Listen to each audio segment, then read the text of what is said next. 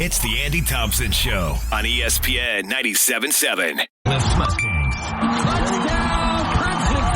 like I challenge these young men. It's like, what is your mark that you're going to leave on this program for those that come after you? You're listening to the Crimson Cliffs Coaches Show with Wayne Alofipo, presented by Ideal Home and Auto Paint.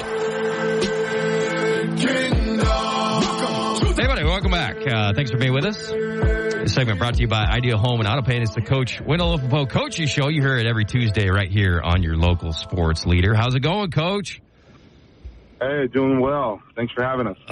Take us back to Friday. You guys get the win over Springville, 34-27. How did you do it, Coach? What went well for you guys on Friday? Yeah, I mean, honestly, I got to give a lot of credit to our offense. They showed up, had an incredible game. We actually, I think we ran for, KUTV, KMYU station there. Brought the boys in at the end of the game and let them know that we rushed for 332 total yards that night in the game. And so I was pretty proud of the Hogs up front, and McCord, Christiansen, and Van Daly stepped in due to some sickness from one of our other running backs in Case and Black. So Van Daly got the nod at the backup running back, and both those individuals had a phenomenal game. I think McCord ended up with 235 yards and 30 yards, and Van ended up with like 100-something yards. So it was really, really cool to see our ground game and our offense get going. We probably left about 14, 21 points on the field. So just really, really good after those first two games to see our offense start to click and things come together. Proud of the young men for sticking to the process and eventually seeing some of the fruits come from their efforts. Let's talk about that offensive line, Coach. Like you said, McCord, 6.7 yards per carry, 35 carries. Van Daly had 13 yards per carry, including a 59-yarder, which was his long. Just being able to go up to Springville and kind of out Springville on offense is pretty impressive to me. Yeah. I mean, it's been a work in progress, honestly. We have about 9 old linemen rotating, which is awesome. Mm-hmm. But at the same time, we're just trying to find the right mix and chemistry. So it's pretty nice to have that many young old linemen fitting in and doing their job. And so we've just kind of just mix and match and trying to find the right pairings. And we felt like we found a couple, and we were able to take advantage of that. We had a couple guys like Caden Wilson's a junior for us, stepped in and had a great game. We moved him to tackle. He's been playing guard. Sophomore, doing a phenomenal job at our guard spot. And, we've just been moving guys around. We're finally finding the right mix, and it's fun to see it come together. Defensively, it looks like I didn't see a lot of the game, Coach, but Easton Levitt, their throwing quarterback, 12 of 22 for 166 yards.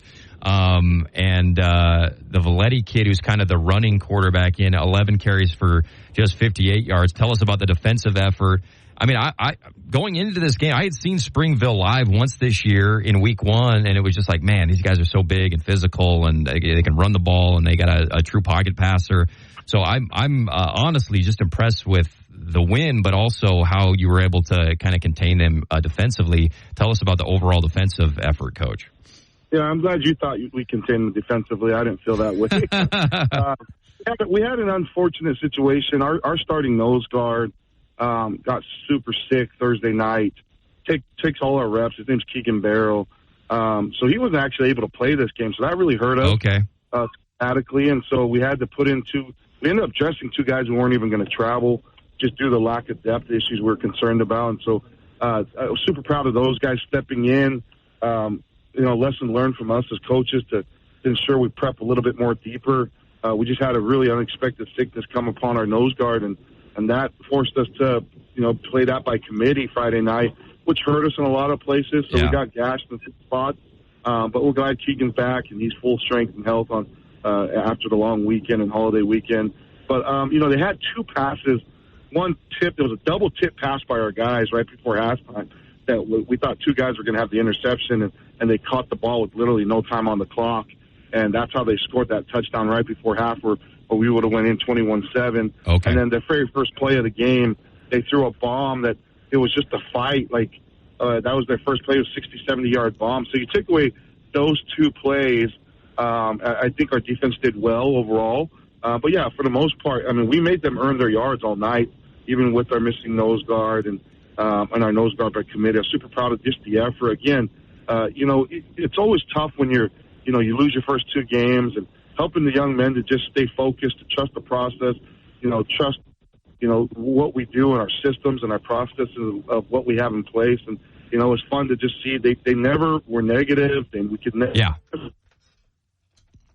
stay positive, with speech volumes to the leadership of these seniors that we have. And it was fun for them to just be able to enjoy that win before we go into region play. And getting better every week. I mean, I know there were a lot of positives after that Bingham game that we talked about last week, but does this seem like another kind of big jump forward for this group? Obviously getting a win. Oh, yeah, for sure.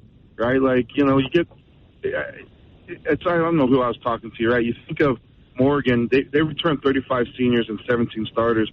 We were quite the opposite of them. We only returned 3. So 19 kids that night got shell-shocked of what Friday Night Lights was about. Yeah. And it was a good wake-up call against an incredible team.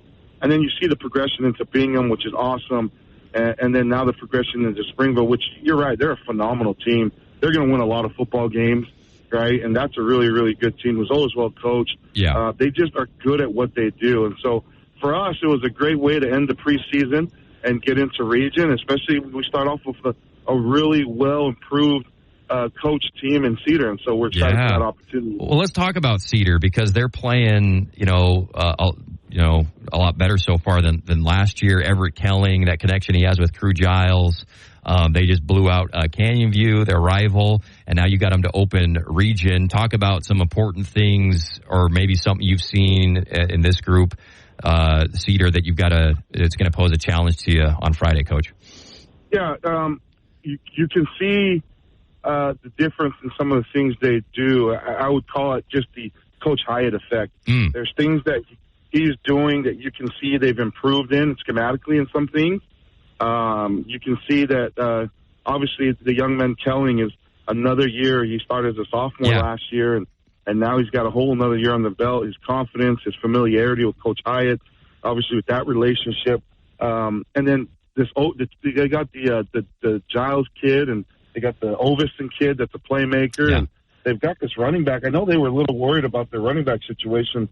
I don't know the kid's name, but number 7, who's come in and played running back, he's running the ball hard, and their O-line's playing very, very physical. And so it's pretty impressive to see what Coach Hyatt's done in 3 games and throughout the summer and bringing this team together. And it just speaks volumes to who he is. And you can see this is a very, very good Cedar team. Cedar at Crimson Cliffs this Friday night. We'll have it for you on your local sports leader. Coach, congratulations on a big win at Springville, and we look forward to seeing you on Friday night.